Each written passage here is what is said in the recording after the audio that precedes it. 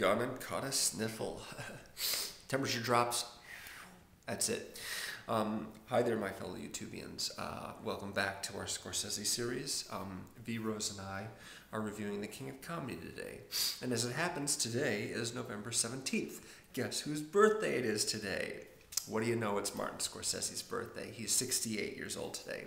And still going strong. He's got one movie that he's making right now, The Adventures of Hugo Cabret, and he'll probably be making several more before he's ready to call it quits. Now, The King of Comedy is notable for two reasons. One, it was the first movie he made right after Raging Bull, which is one of his most acclaimed and probably one of his toughest movies. Second of all, it's one of his most un-Scorsese-like films. First of all, it's rated PG.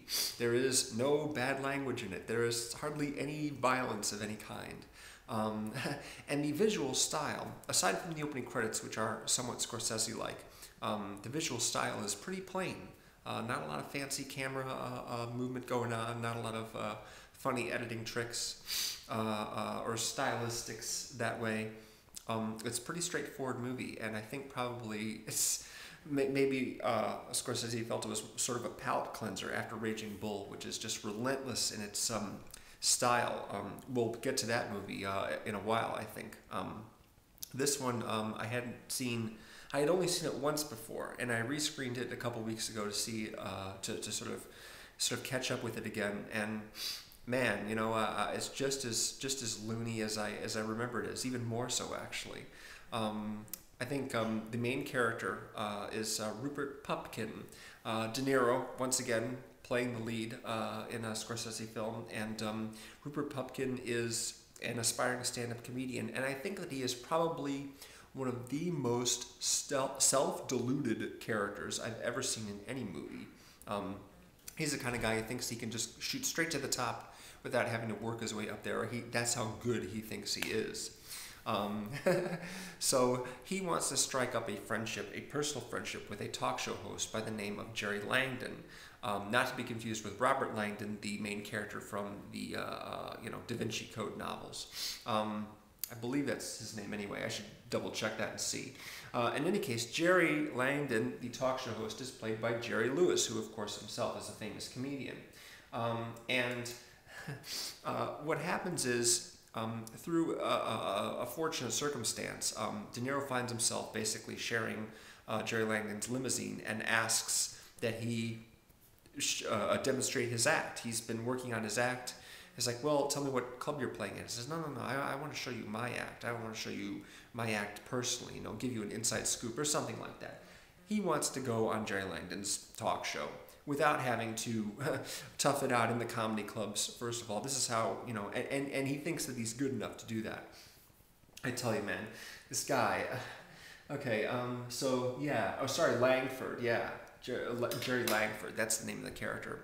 Another major character in this movie is played by Sandra Bernhard, who is another, slobbering fan of the comedian Jerry Langford, and is constantly pressing Rupert to help her make contact with him, pass him a note, because once he gets in with Langford, and Langford says, okay, I tell you what, we'll set up a meeting and everything like that. Just call my secretary and we'll arrange it. So he starts bragging about that like nobody's business, and of course she's just like, oh yeah, sure, right. Well, if you know him so well, why don't you send him this love letter that I wrote him? Now, there's another character in this movie who is basically an old friend of Rupert's from back probably when they were in school together. And she is a bartender now, and he's had a long-standing crush on her. So when he gets in with Langford, so he feels, he immediately goes and brags to her about it and says that they're really close and tight and that they're going to be spending all kinds of time together working on his act, and he's going to get his big break and everything like that, which is so completely not the case, because every single time he tries to make contact, he goes to the office and calls or anything like that, he gets the brush off, And there's a number of really funny sequences in which he pretends to have a conversation with Jerry, and Jerry's singing his praises and telling him he's a brilliant comedian, and this is something familiar, I think, to anyone who's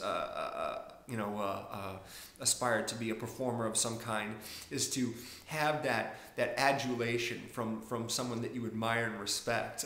He takes it really, really far, though. You know, there's all kinds of sequences in which one really clever sequence has him, Rupert, telling his side of the conversation in real life, but then when it goes to Jerry's side of the conversation, of course, that's the fantasy. There's all kinds of tricks involved there. I guess that's a little Scorsese-like, I guess, but that's something that could be, you know, attributed to pretty much anybody, I think. Sequence, one of my favorite sequences in the movie is where he sits down with two cardboard cutouts, one of Jerry and one of Liza Minnelli, and pretends to be on the talk show. It's a riot. He like pretends to, you know, hear what they're saying and then respond and everything. Oh my goodness, it's crazy. And the fantasies keep going on. And at one point, he actually gets this girl that he's interested in on a train and tells her that he's going out to spend the weekend at Jerry's place with a bunch of his friends, right? Now, when the sequence starts and they're on the train, I'm thinking to myself, oh great, another fantasy, right? But then I realized, oh no, they're actually going there. They're going to his country house without being invited. And they're just going to show up there and, oh no, that's horrible. It's just so embarrassing. I'm so embarrassed for the guy because the guy really, he's not like, I wouldn't say that he's lying when he says that he's going to be spending the weekend at Jerry's, that Jerry invited. He really believes that this is true. And it takes a lot of convincing and a lot of scolding and a lot of angry looks from Jerry once he gets there before he finally gets the message. So the main plot of the movie kicks in when he and Sandra Bernhard conspire to kidnap Jerry in order to get Rupert on the talk show. That's sort of the meat of the story right there. But prior to that, there's a whole bunch of just like craziness happening. and man, he is delusional. I felt so bad for the character of Langford's assistant.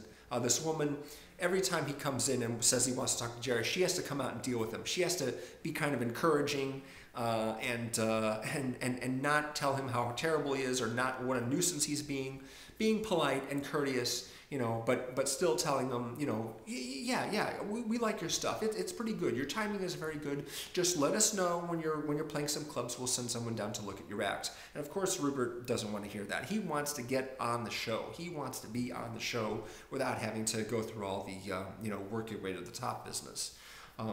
It's a really, really, really funny movie and crazy. And you know, kind of unrealistic now. I mean, the way that the authorities treat him after he's kidnapped Langford is a little too nice to be believed.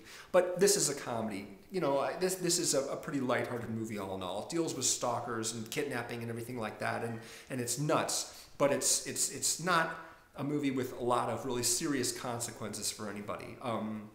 Nobody gets killed. Nobody gets hurt.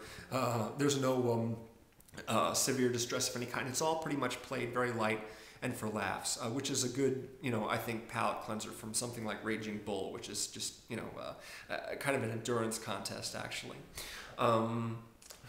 Yeah, I like this movie quite a lot. It's a lot of fun, and like I said, one of the most un-Scorsese-like movies that I've seen from him. You know, you'd have to you know, look carefully. Well, he is in the movie actually. It's funny. The last 3 movies we've done of him are Taxi Driver, Gangs of New York, and now this one, if not mistaken. And Scorsese has cameos in all of them. He pops up in a scene around the dinner table in Gangs of New York, and in this movie, he's actually playing the director of the Jerry Langford show, which is great. He has a little scene with Tony Randall. That's pretty funny.